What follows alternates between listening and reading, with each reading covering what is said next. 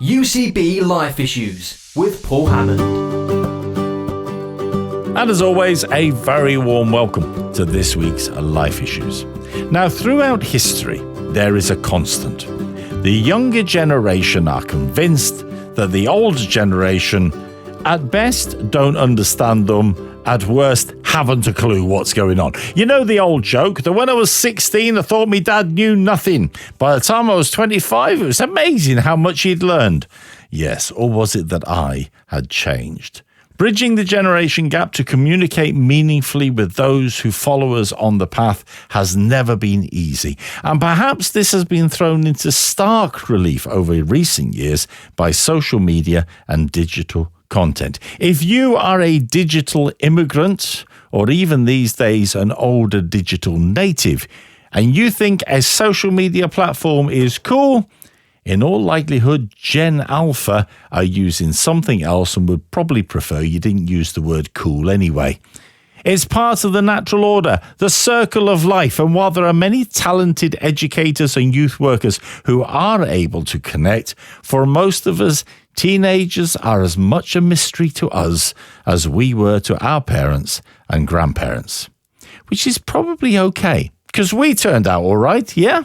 Well, maybe it's not so okay then. So how do we meaningfully connect with a digital generation, protect them, advise them, nurture them, and give them a true experience of and understanding of God?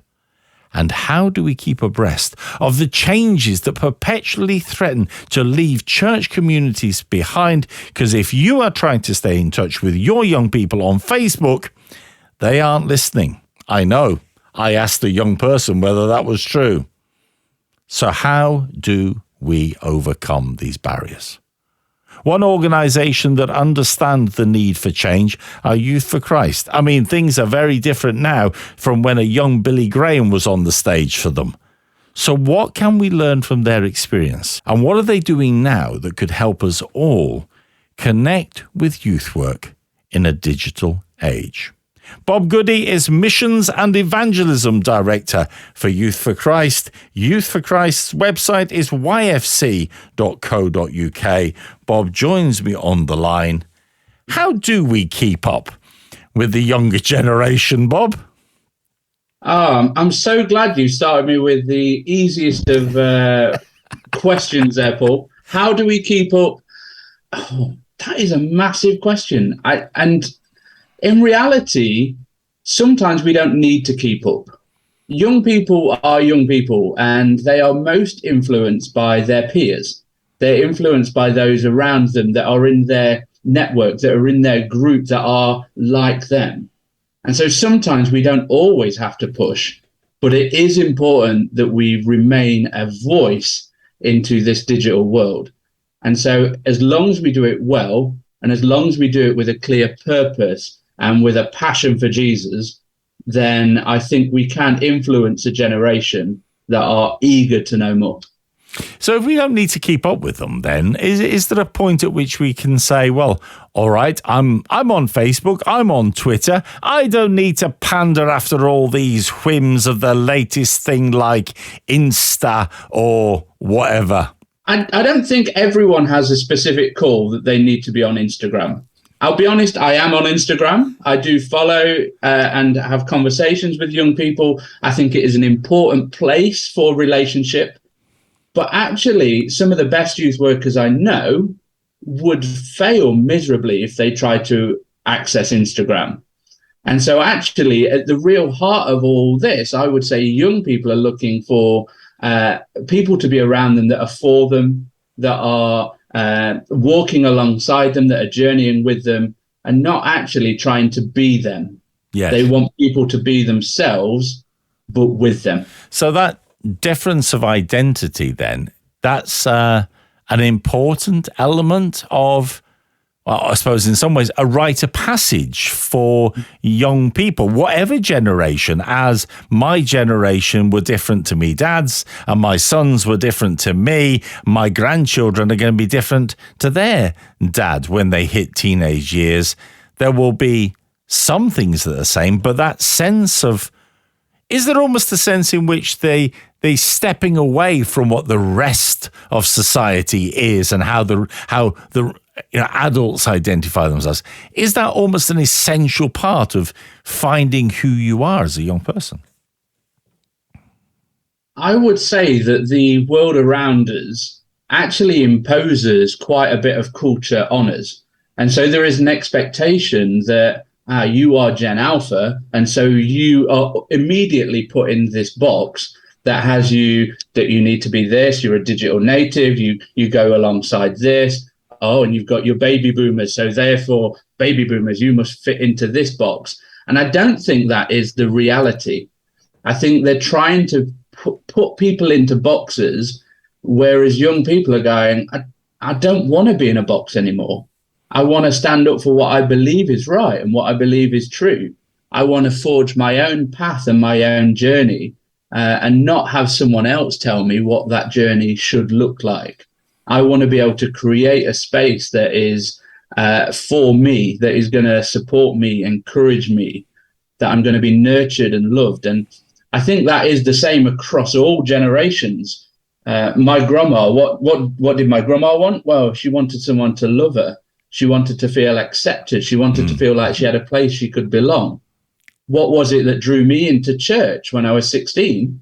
I found a place where I felt loved, accepted, and that I belonged, that I had a purpose and a meaning to be there. And for me, that's what young people are still desperate for today. They're looking for that acceptance, that belonging, and to know that they are loved no matter what platform, no matter what situation they find themselves in, that actually they've got adults around them and they've got a God that loves them so much that he's for them, and so we're for them.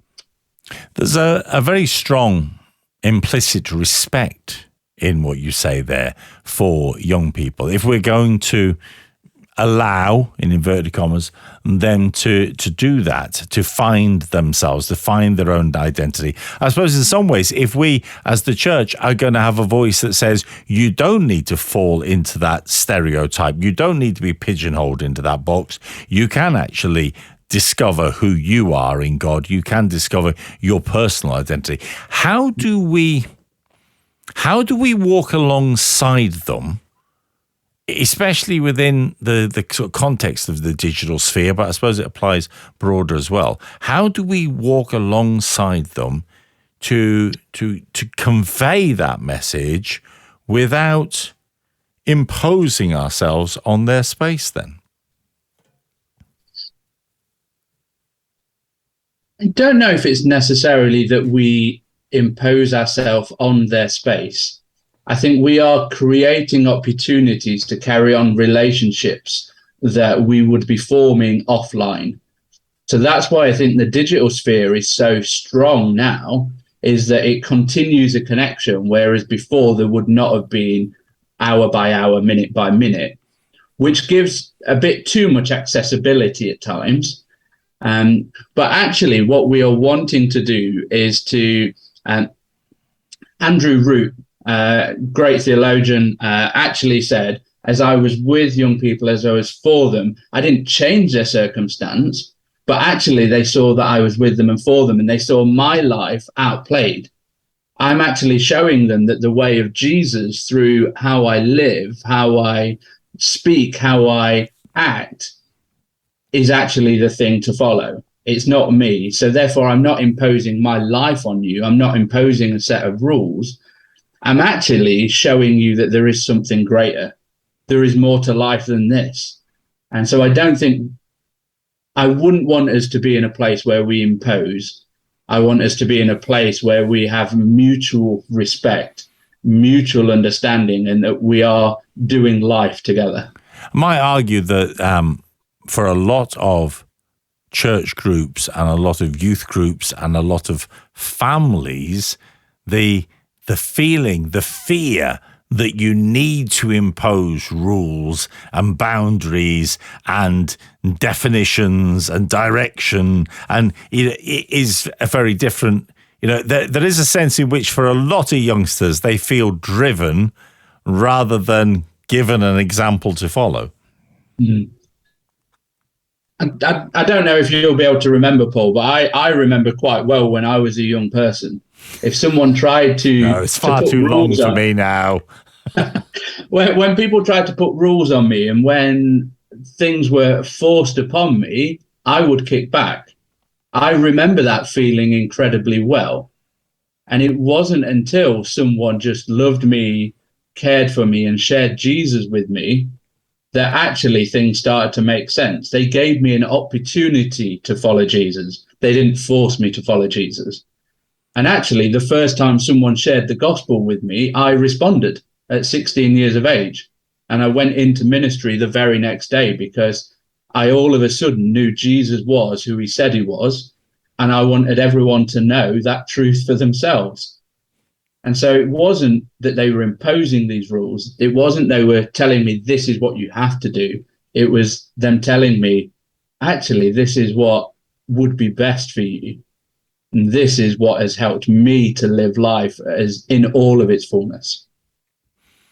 So I wonder if we can just recap that a little bit then, because, I mean, I think we have skirted around some of the principles that obviously drive you and frame your understanding of what good youth work is, and that then spills over whether it's in the real world, in inverted commas, or whether it's in the digital world, whether it is face-to-face in a physical setting or whether it's in a remote setting. So I wonder if we could just sort of clarify, condense that. How would you bullet point the key elements of good youth work? Good youth work for me starts with Jesus. And so I would say the fundamental has to be that you need to have a heart for Jesus that impacts all that you do. Therefore, when it comes to youth work, that means that you're going to be praying for them and interceding for them. It means that you're desperate to share scripture with them because you know that that is the way for them to do life. You know that Jesus has to be the fundamental. And then secondly, you have to have a love for young people. So I would say that out of my love for Jesus, my heart for young people is what flows out of that. And so as he loves me, I can't help but love young people and want them to have this life in all its fullness, to have this hope, this purpose, this understanding of all that Jesus has done for them. So I would say that has to be the bedrock, first and foremost. So when it comes to the application of the digital world and the use of digital, what sort of things are Youth for Christ picking up on at the moment that are taking those principles into the digital sphere? So we did some research a few years ago, Gen Z, Rethinking Culture and Digital Generation. And more recently, we did some called Z2A of Faith and Spirituality. And for us, out of that research, out of talking to young people on the ground, day in, day out, it is that young people are online. That is the place that they find their meaning. That is a place where they can find authenticity more than anywhere else. And so what we are doing is trying to provide spaces and places online that young people can connect into. So we have a YouTube channel called Intro Outro, and through that we have various means of digital evangelism. So one of those pods is called Underground. So we know that young people, through talking to them, through living alongside them, rap music, gospel music, hip hop is the primary music that is heard across Britain. And so we created this channel where every week we put up a Christian artist doing a freestyle rap about life, about how they came to faith. And then the following week, we actually say, it's all right having music, but what's this mean for life? What does this mean? How do we create this relationship a bit further? So we have an interview with that artist, because yes, they'll listen to the track, but then they'll be like, I want to get into the heart of this. I don't just want to be a consumer of stuff. I want to actually get to grips and understand what is the heart behind this. Young people are looking for heart. They're looking for this passion. And so we continually assess and reassess how we engage digitally, because it is a priority for us. And it sounds though, I mean, I know we said earlier on we don't necessarily need to keep up, but it does sound as though there's an element where you're saying you cannot assume that what was connecting last week will connect next week or even necessarily the day afterwards. You have to be inhabiting that space or where young people are in order to hear the things that they are connecting with. And that is a priority. So I'm a part of the leadership team at Youth for Christ, and part of my role is to research strategy and look how we do youth work across Britain and how we equip others to do youth work so that young people can be changed by Jesus. For me, a priority is that I'm a volunteer youth worker in my own time, in my own church, in my own context. Because how on earth am I meant to speak into a national landscape unless I'm talking to young people? Is that part of the problem that a lot of adults find, is that we expect to be able to talk to young people without actually listening to what they're saying? I think that happens a lot. I've been in many a conversation where I've overheard what adults have said to young people, and young people have answered, and they've walked away and gone, I don't think they heard a word I said. I don't think they understood a single thing. And we need to have ears to hear, don't we? We need to give them time and space and energy, and not just see it as a side note that, oh, we've got a couple of young people in church. Oh, that's good for us. It ticks a box. Well, it's not. Well, it's not about ticking boxes. We want young people to come in and be part of our community, be part of the life that we're leading, that is following Jesus. Where does respect for their voice, in terms of giving them a platform so they know that voice is heard within whether it be digital or whether it be physical, in the local community, in the local church? I mean, for my generation, Ishmael beat us over the back of the head and told us we needed to respect the little soldiers, the little troopers, and recognise that they weren't the church of tomorrow, they were the church of today. Do we need to relearn that lesson, do you think? Very much so, without a doubt. I don't believe we give a strong enough voice for young people into what is happening, both locally and nationally. So we at Youth for Christ, we take that seriously. So when we conduct research, when we have new resources, we don't just go, here's a resource that we think might be useful. We go, young people, let's gather, let's try this, let's test it, let's go through this step by step. Is this going to be useful for you? Is it going to help you engage your friends with Jesus? If it's not, let's scrap it. Let's put it back on the shelf. In my own church on Sunday morning, we've got 2 young people speaking, doing the sermon slot. I wonder how many churches across this country have a young person that leads church.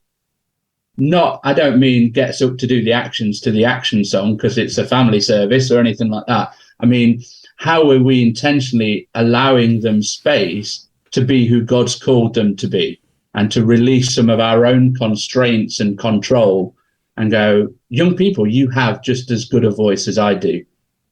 And one of the things we do with a few partners, a few other organizations, is a thing called Amplify, which is a young evangelist training academy. And every meeting that we have as partners, we ask the question, what platform opportunities, what spaces can we give for these young people to share, to come and speak, to come and share testimony? They're in charge of our Instagram, because I'm 37. I shouldn't be in charge of a youth Instagram. Young people should be in charge of a youth Instagram. And so that's what they do. We give them the power and the authority that they should already have, and we release them to do it. That's very scary for a lot of churches, though, isn't it? That's very scary for a lot of ministers. Let's be honest, that's a very scary thought for a lot of parents. But can you imagine if your church gave up control of their social media platforms to young people who know what to do on social media platforms. Your church may look very different because young people will go, hold on, maybe there is something. Most churches I know have a Facebook group. Yes. Most young people I know aren't on Facebook. No. So there's a good starter for 10. If you want to engage with young people, then maybe your church should have an Insta. But as you said right at the start, Paul, it may mean young people will quickly come off Insta and go on something else. That's very true. Very true. You're listening to UCB Life Issues. I'm Paul Hammond. Speaking of Bob Goody this week, Bob is from Youth for Christ, yfc.co.uk is their website. He is the Missions and Evangelism Director. And we're talking about the idea of youth work in the digital age. I suppose one of the things that we have to consider is the natural and perhaps oversensitive anxiety that a lot of adults, a lot of parents, a lot of grandparents, a lot of church leaders have about the dangers of the digital world.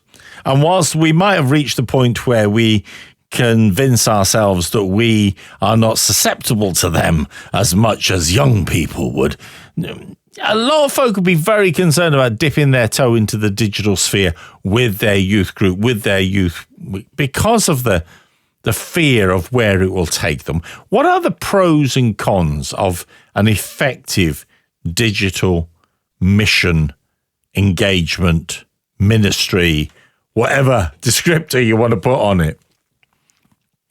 So one of the pros is definitely that young people are online. And so if you want to engage them, then you need to be in that space too. Young people don't thrive off being given a paper leaflet anymore. They're not going to go home and stick it on their wall. Text messages, they don't use text messages, they use WhatsApps. And so actually having WhatsApp, Insta, places like that where young people are makes it much easier to connect in. And actually, if we're sharing relevant content, if we're sharing events that are good for young people, if it's on Insta, they can quickly go share. Actually, there was some research a load of partners did a couple of months ago called Influencers. And that report showed that young people are happy as Christians to share good content. And so if we're producing good content, they will share it. They are less likely to create their own. They want some assistance. They want help. They want something good to be able to share, whether that be scripture verses or videos or testimonies. And so there is definitely pros because they're desperate for content. They're desperate to engage. They're desperate to share with their friends. But actually, as an older generation and as people with a bit of budget sometimes as well, we can put some money behind digital. Whereas a 15-year-old can't afford fancy microphones and cameras. Yeah. But we can as churches often. And so if we invest, if we seriously commit in, I would say young people will follow and young people will share with their friends. So have we moved away then from the necessity of or the priority of a physical youth group meeting together? It was always on a Friday night when I was a teenager, that sort of gathering idea that is basically Sunday church, but done for young people. Has that been replaced by TikTok? No, is a simple answer. Young people are on TikTok. They share content on there, but they don't get the fullness of relationship that comes from sitting in a room with their friends. They're actually still wanting to be in rooms. They're still wanting to gather because relationship online can only go a certain way and can only go a certain depth. Whereas actually getting us in a room where you can see the physicality that we are for them, that we are investing in them and giving them those opportunities, as we talked about, the platform. What does it mean for a 14-year-old to lead the Bible study in a room with 14, 15, 16-year-olds? There is something incredibly powerful in that. And so I'd never want to remove the physical aspect, but the digital helps enhance. Are you going to get young people today, Bob? I mean, young people today, all they do is sit on their phones. They sit there with their head down. They've either got a hoodie over their head or their hair's hanging down, looking at their phones. They don't engage. They don't talk. They're WhatsApping the person sitting next to them, Bob. I mean, young people today, you can't get them to engage like that, can you? The first response would be, have you actually tried to engage them? There is a presumption that they don't want to be engaged with because they're on their phone. That is far from the truth. They are using that phone because no one is engaging with them in that space. But actually, there's some great digital content. So in our youth work, we use videos that have been put up on YouTube, that are on Insta, that are on TikTok. And sometimes we even say, get out your phones and click this link and we'll put it on our Insta feed, or we'll put it in the WhatsApp group that we've got. Making sure, because obviously the cons are the safeguarding, making sure all of that element. We always have more than 2 adults available on the online sphere when we engage through that.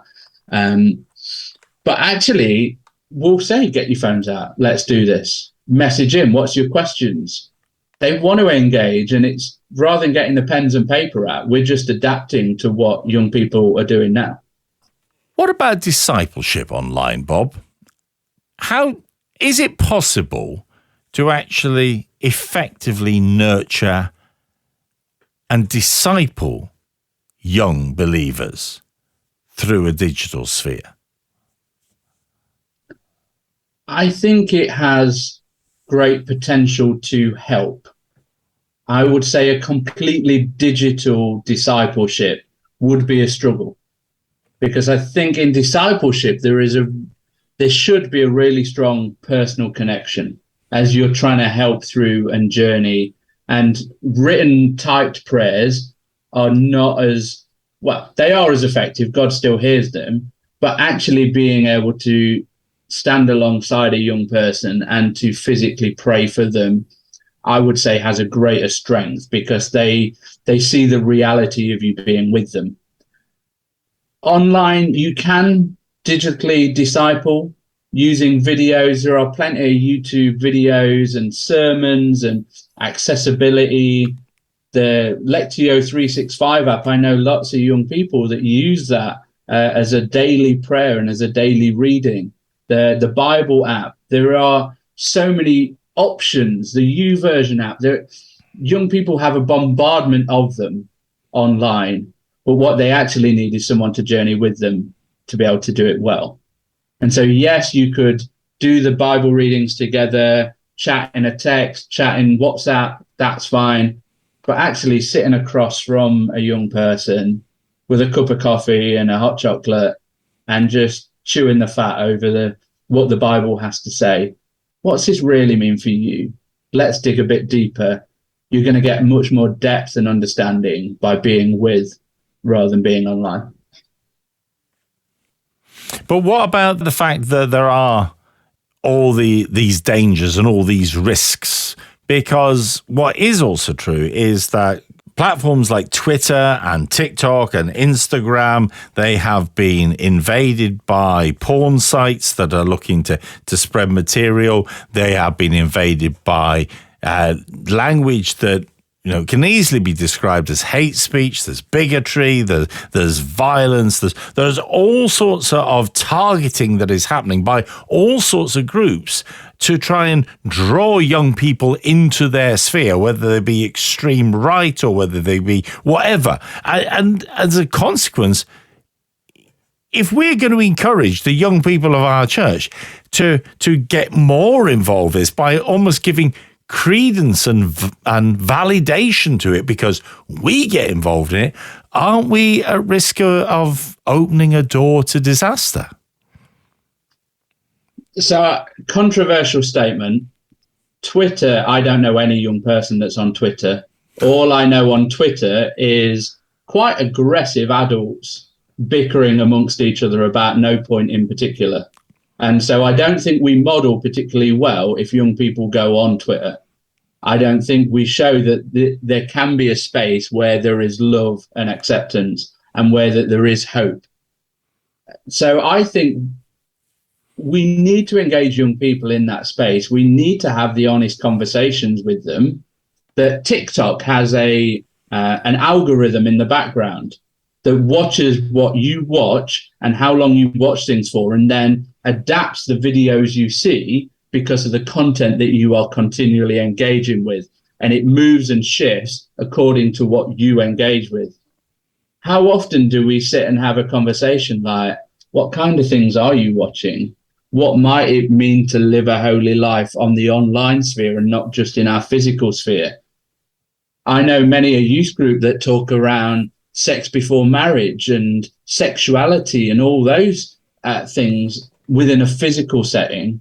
But online, we just don't say, what does it mean to engage with this? What does it mean to not engage with that?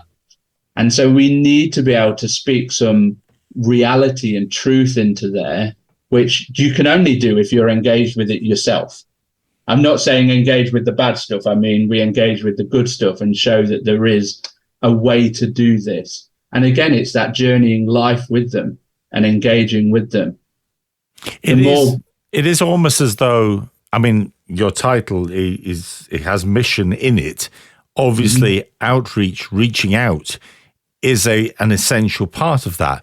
But it does sound as though you're suggesting that adults, church leaders, youth workers, parents, grandparents, that we actually need to accept that there is a responsibility to step into this sphere to nurture within this sphere as much as we would nurture within the physical sphere.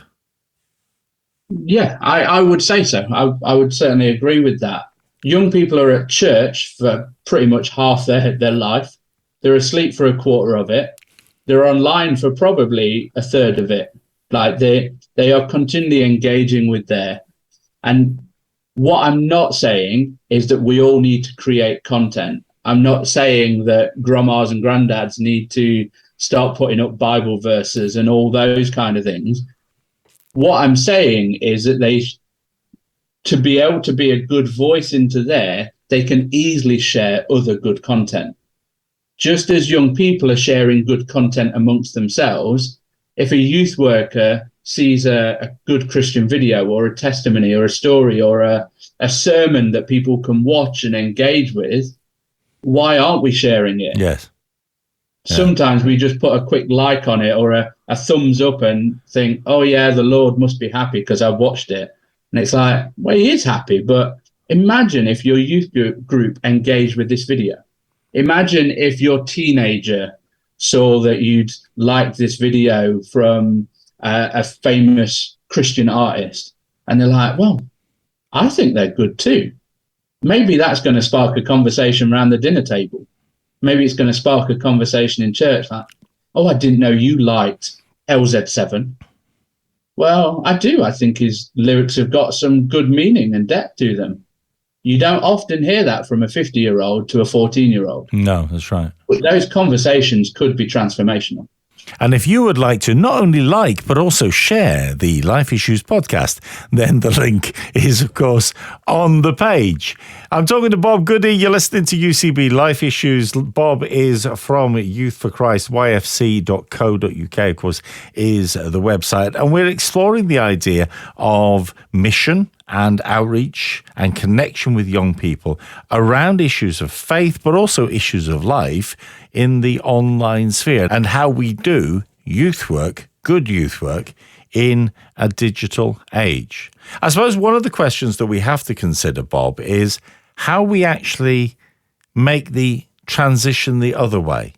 Because if it is the case that, and I'm not arguing with you, I can see that you're right, that the vast majority of young people, they live online. Their life is online. Their focus is online. Most of the influences that come to them are online. How do we then transition that, especially when it comes to faith, into a physical community where, how do we get them to go to church, Bob? If I had the actual full answer to that one, I think churches would be full. I only have my thoughts. I would say that it comes from our conversation earlier. how are we allowing young people to have a voice into what we do on a Sunday? How often do we let them have a voice into what we do in our youth group settings, to be able to speak, to be able to lead the prayers, to be able to lead the worship, to be able to express themselves in the same fullness as we allow the adults to express themselves? And so I would say, if we want to transition young people from a digital sphere, most of those we will engage with on a digital sphere will be ones that we're already linked to because of physical sphere. I would say there are very few that will just suddenly engage that you aren't aware of or necessarily know, or their friends will know. But if we want them to move from there to our physical, we need to be ready for our physical to change. And how much of that change needs to be in place before they arrive? That's a good question. I think it can be very difficult for a church to be ready for an influx of young people without potentially alienating those that are already in the church because of history and this is the routine. We come to this church, we have done for 40 years. And so it's about taking your church on a journey to go, what does mission look like for our church? What does it look like for our church to become, as the Acts church was, intergenerational, where we share, where we invest in each other, and we are all in this together? And it can be difficult if you've got no young people already to amend ourselves. But actually, if we can prepare our hearts, prepare the church to be open and amenable before young people get there, then that's a good start. I would say it'd be lovely for churches to be able to be ready before they get there. Like, what does it mean to have visiting young people? The church up the road's got a youth group that's got a dozen in, and they often speak in their own church and setting. What might it be for a visiting speaker to be a young person? Like, I've never done that, I'll be honest. I've never invited a young person from another church to come to mine to do something, but how world-changing could it be? We often get the visiting speaker that's in their 60s and retired. Oh, a 13-year-old come in to speak on Kings this morning from the church up the road. They've not got a dog collar. They've got no intention of getting any kind of robes, but they've got a heart for Jesus and have a gift of communication. Let's create some space. The thing is, I've been in church leadership for a good chunk of my adult life. And I just know that as you say that, whilst that, intellectually, there'll be a lot of people going, definitely. I said, yes, that's a good point, Bob. We should think about that. At the same time, the back of their head were all the fears about what if they say this? What if they're not theologically accurate? What if they upset the church?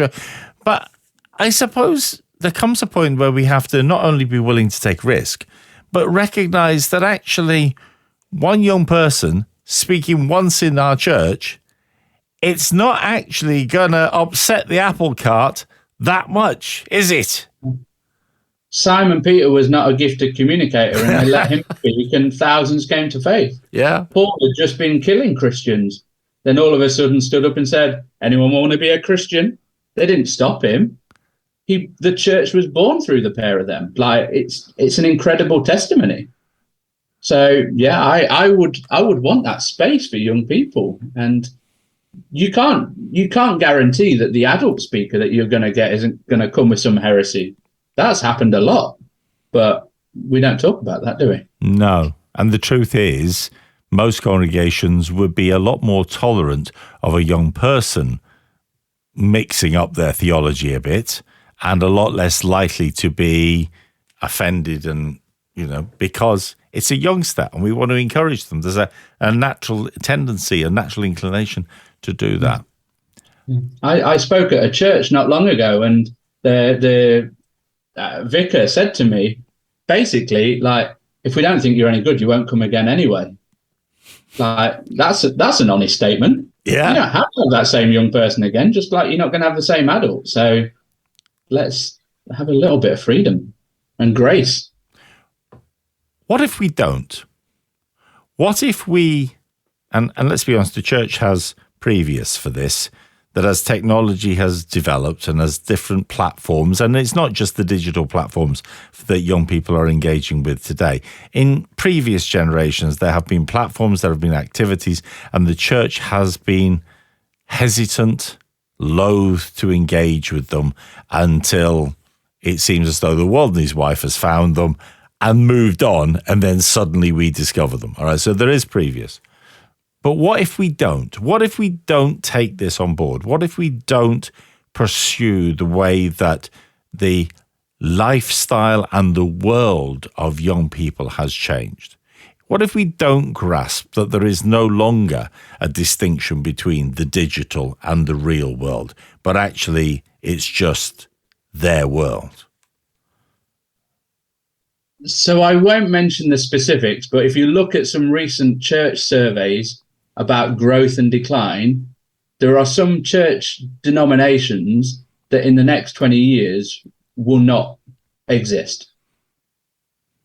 And so I think there is a reality that if we don't engage with young people, if we don't engage in the sphere that they're in, that churches will die.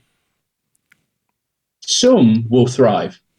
Those that I see that are thriving are those that are engaging with their communities, that are engaging with young and old alike and giving priority the same across the board. Yes, you've got a youth worker, but you've also got an older person's worker. I think we have to make sure that our money is where our mouth is as a church, as a movement, because young people are our future. They are our present too. So if we want our church to thrive as God intends for them to thrive, he wants all may know him. Therefore, he doesn't want churches to die. He wants them to thrive. The only way they'll thrive is actually by getting people that are going to be living for a while longer. The truth is that throughout my experience of church, and we are talking the best part of 60 years now, there has always been the debate and the tension between resources given over to youth work and the ignoring or the downplaying of the needs of older members of the congregation. There has always been the need for the church to engage with the next generation, because otherwise, how do we survive? There has always been the excuses as to why it hasn't worked or why it's too hard, when actually what it needs is the opportunity for people to sit down and listen as well as speak.